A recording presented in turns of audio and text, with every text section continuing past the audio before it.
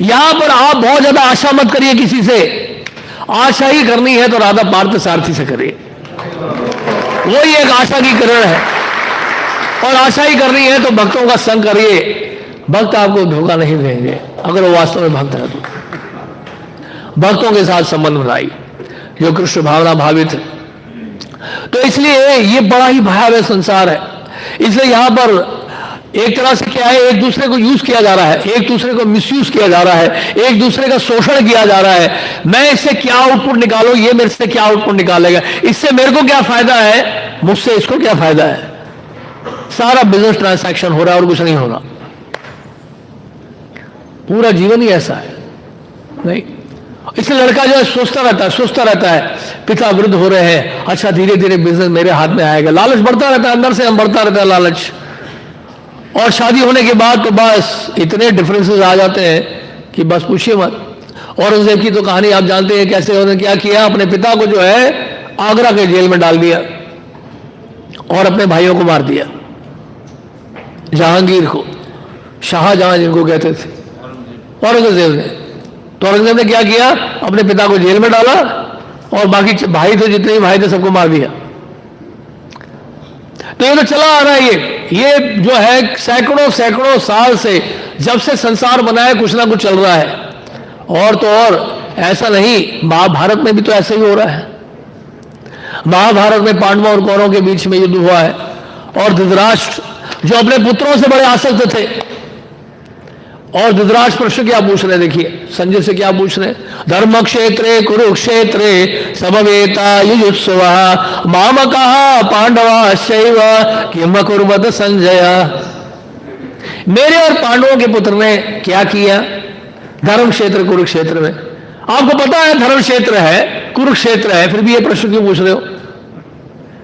कितना मोह है देखिए। सब कुछ जानते हुए भी नहीं आप लोग इस बात को समझ रहे हो कि मैं और मेरा क्या है। जनस्य मोह अयम हम हमेति, मैं और मेरा। तो कौरवों को क्या मान रहे हैं, अपना मान रहे हैं, और पांडवों को अलग मान रहे हैं। उन्होंने क्या किया, अरे कि क्या करेंगे, क्या है धर्म भूमि, युद्ध भूमि में क्या करेंगे, युद्ध होने वाला और क्या होगा। और धर्म क्षेत्र आपने जब बोल दिया है तो अधर्म का राज्य कैसे हो सकता है कुरुक्षेत्र में।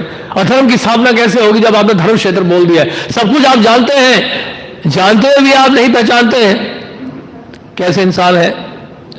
तो इस तरह से जब महाभारत में आदि पर्व में एक घटना आती है जिसमें ये बताया कि पांडवों को जब वनवास हो गया, 12 साल वनवास और 1 साल अज्ञातवास, युद्ध में हार गए वो लोग, तो उनको वनवास जाना पड़ा, इनकॉग्निटो 1 साल और 12 वर्ष वनवास। तो इस तरह से ये बहुत बड़ा षड्यंत्र रचा गया था दुर्योधन के द्वारा। ये जानते थे पांडव अच्छी तरह से जानते थे, और ये जानते थे कि धृतराष्ट्र है चाहते हैं दुर्योधन को जो है राज सिंहासन देना चाहते हैं।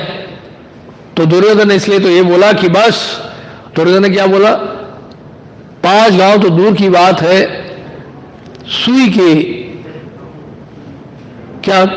की नोक के बराबर भी जमीन नहीं दूंगा। वो भी क्या, खड़ी हुई सुई के नोक के बराबर भी जमीन नहीं दूंगा मैं।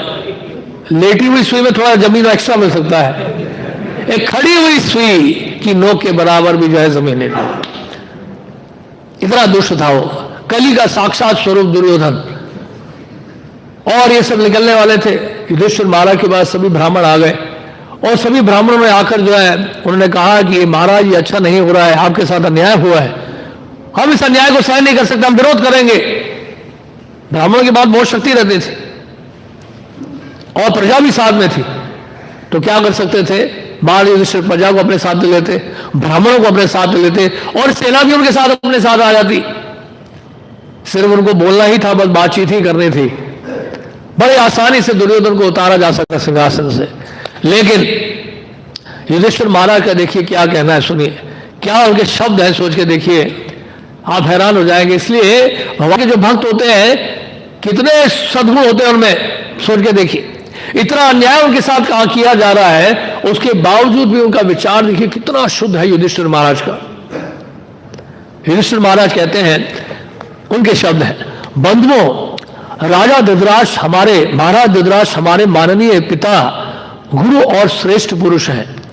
वे जो आज्ञा दें उनको हमें निसंकोच होकर पालन करना चाहिए। यही हमारा व्रत है। आप लोग हमारे शुभचिंतक हैं, अतः हमें अपने आशीर्वाद से संतुष्ट करें। राइट। देखिए महाराज युधिष्ठिर महाराज का देखिए क्या विचार होगा, देखिए क्या उनकी सद्बुद्धि है, देखिए क्या गुण है। उनको निष्कासित किया जा रहा है, अन्याय हुआ है उनके साथ, द्रौपदी का वस्त्रण हुआ है, लाक्षागृह को जलाकर राख करने का योजना बनाई थी दुर्योधन ने, लेकिन देखिए जहर दिया गया था उनको, कई प्रकार से उनको मारने का प्रयास किया गया। वो सब जानते हुए भी क्या कर रहे हैं, क्या कर रहे हैं वो? युधिष्ठिर महाराज कह रहे हैं वो हमारे पिता समान, पिता है, हमारे ज्येष्ठ हैं। हाँ, जैसे उनकी आज्ञा वैसे हमें करना होगा, आज्ञा का पालन हमें करना है। चुपचाप निकल गए। देखिए इसी तरह से भगवान श्री राम भी हम देखते हैं कैके के कहने पर तुरंत मान गए, क्योंकि महाराज दशरथ को 2 वरदान देने थे, और 2 वरदान में क्या मांगा था उन्होंने कैके ने? राजा भरत के लिए, भरत महाराज के लिए राज सिंहासन, और दूसरा 14 वर्ष वनवास। महाराज दशरथ, उस समय तो लोग वचन के पक्के होते थे ना, आज की तरह तो है नहीं, कलयुग की तरह प्राण जाए पर वचन ना जाए। तो इस तरह से महाराज दशरथ जो है बिल्कुल मौन रह गए और विलाप करने लगे, दुखी हो गए एकदम से। और भगवान राम जो है चले गए, वन की तरफ चले गए, लक्ष्मण भी साथ में चले गए, सीता जी भी चले गए साथ में। 14 वर्षों के लिए चुपचाप, कुछ नहीं बोला उन्होंने, केवल इशारा करते जो है तुरंत आज्ञा का पालन किया उन्होंने। तो ऐसे सुपुत्र कहां दिखाई पड़ते हैं आज के डेट में? ऐसे कहीं नहीं दिखाई पड़ता है। कलयुग में तो बिल्कुल उल्टा है, कलयुग में तो ऐसा हो रहा है कि आप सोच भी नहीं सकते हैं।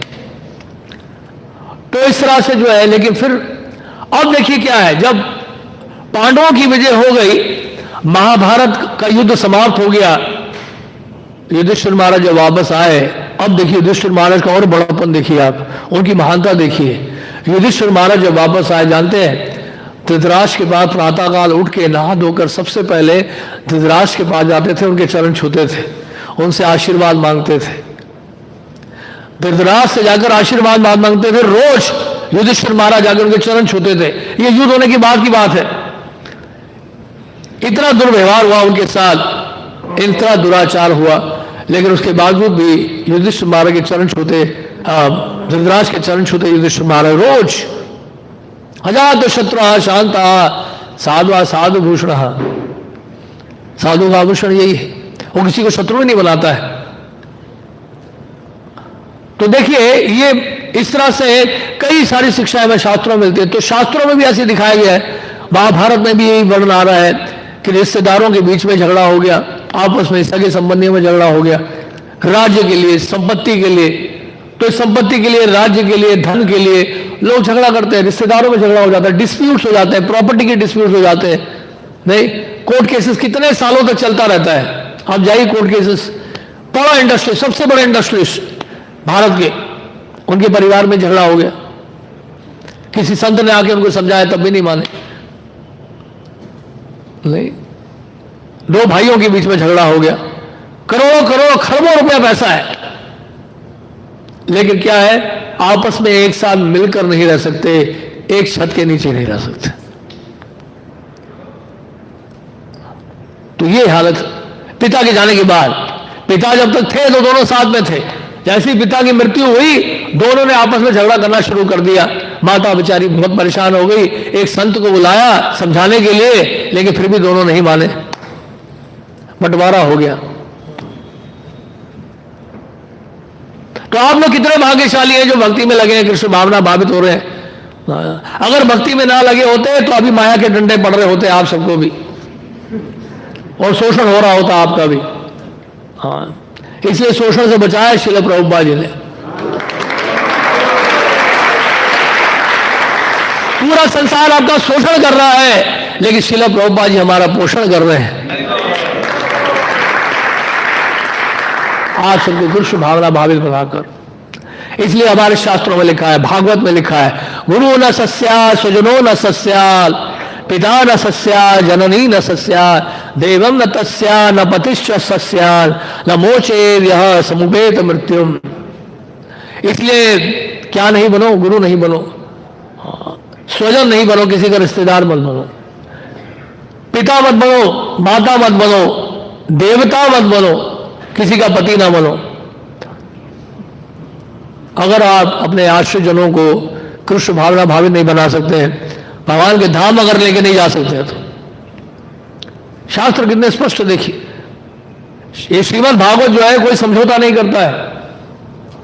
इसलिए प्रभुपाद जी का दिया हुआ अनमोल धन है ये कृष्ण भावना पूरे संसार भर को। वृद्धावस्था में तो लोग वृद्ध व्यक्ति को रिजेक्ट कर देते हैं, लेकिन श्रील प्रभुपाद जी को पूरे संसार ने अपना लिया, क्योंकि प्रभुपाद कृष्ण भावना भावित है, भगवान के शुद्ध भक्त है। इसलिए प्रभुपाद जी सबसे अधिक आकर्षित प्रभुपाद जी से कौन होते जानते हैं? युवा पीढ़ी सबसे अधिक अगर आकर्षित श्रील प्रभुपाद जी से कोई होते हैं तो युवा पीढ़ी होती। इसलिए हमारे इस्कॉन में यूथ फोरम है। अभी हमारे राधेश्याम प्रभु है, कितने बड़े यूथ प्रीचिंग करते हैं देखिए। 3,500 से अधिक उनके पास विद्यार्थी हैं जो 16 माला का जप कर रहे हैं। सोच के देखिए क्या प्रीचिंग कर रहे हैं, सोच के देखिए आप। और 250 से अधिक उनके पास लीडर्स हैं, स्टूडेंट जिनको लीडर्स पोटेंशियल लीडर्स मानते हैं, उनको इस्कॉन के लिए ट्रेन कर रहे हैं ताकि आगे चलकर भविष्य में संस्था के लिए वो लीडर्स बनेंगे। कितना बड़ा देखिए सैक्रिफाइस उन्होंने किया प्रभुपाद जी के लिए। IIT से क्वालिफाइड है, MTech है, सब कुछ है, बहुत बड़े कंपनी में जॉब भी करते थे, वो अच्छी सैलरी उनको मिलती। आज के समय अगर वो 30-35 साल अगर जॉब किए होते तो कहां से कहां पहुंच गए होते। लेकिन प्रभुपाद जी को अपना जीवन दे दिया, आज इतने सारे यंगस्टर्स जो है उनसे जुड़ रहे हैं, क्वालिफाइड लोग। प्रभुपाद जी का यही सपना था कि पढ़े लिखे लोग जो है वो कृष्ण भावना भावित हो और इस संस्था की जिम्मेदारी लें, इस आंदोलन को आगे बढ़ाएं।